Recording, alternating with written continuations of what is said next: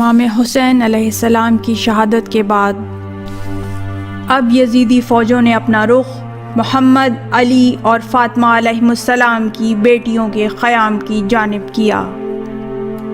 حکم جاری ہوا کہ خیام کو آگ لگا دی جائے اور عورتوں کو قیدی بنا کر عبید اللہ ابن زیاد کے سامنے پیش کیا جائے۔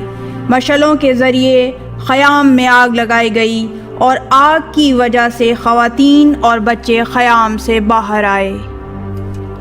شام غریباں، عاشورہ محرم کی شام، شہزادیوں کے وعدے کو وفا کرنے کا وقت آ گیا۔